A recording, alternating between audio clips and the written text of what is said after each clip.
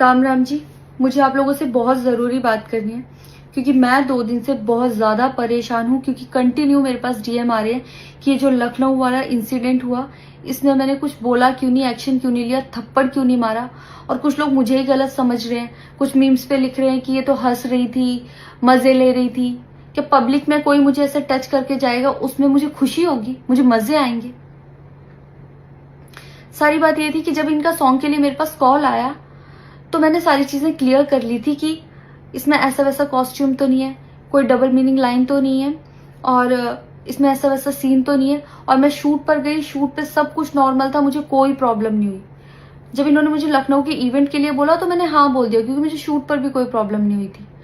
और जब मैं लखनऊ में गई, मैं स्टेज पर थी, मैं पब्लिक से बात कर रही थी, पवन सिंह जी ने मुझे बोला कि इधर कुछ लगा हुआ है।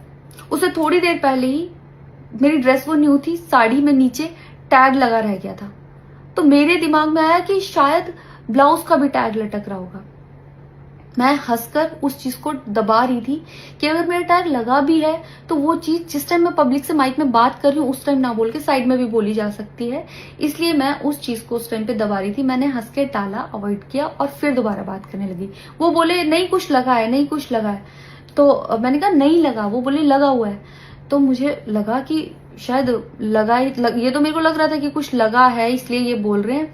और पर फिर भी मैंने हंस के वहां पे टाला, पब्लिक से अपनी बात कंप्लीट की। कंप्लीट करने के बाद जब मैं अपने टीम मेंबर से मैंने पूछा साइड में जाके कि कुछ लगा है, क्या लगा है, उन्होंने बोला कुछ भी नहीं लगा था। जब मैंने देखा मेरे सच में कुछ नहीं लगा था, तब मुझे बहुत ज्यादा बुरा लगा, गुस्सा आया और रोना भी आया।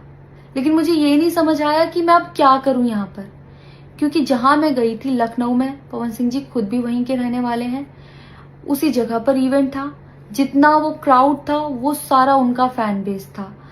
उनको भगवान बोल रहे थे और भक्त बोल बोल के उनके पैरों में गिर रहे थे। वो उनका फैन बेस था, क्राउड था। तो मुझे समझ नहीं आया कि मैं क्या करूं। अगर मैं कुछ भी बोलती तो क्या वो लोग मुझे सपोर्ट करते। मेरे साथ कुल 3-4 बंदे यहाँ से गए थे, तो वहां जितना क्राउड था क्या वो लोग मेरा साथ देता। मैंने सोचा मैं बैक स्टेज जाके बात करूंगी। इतनी देर में थोड़ी देर